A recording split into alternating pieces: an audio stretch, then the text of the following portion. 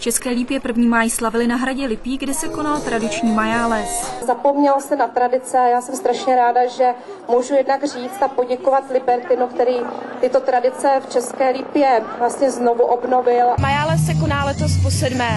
My, můžu mluvit za Dům dětí a mládeže Libertin, jsme velice vděční městu Česká Lípa za podporu.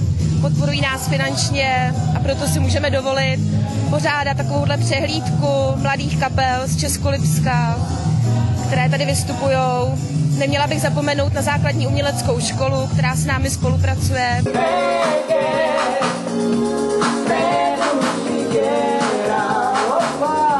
Bereme to jako oslavu mládí, jara, lásky. Organizátoři připravili bohatý program a tak zábava na hradě Lipí utichla až v 10 hodin večer.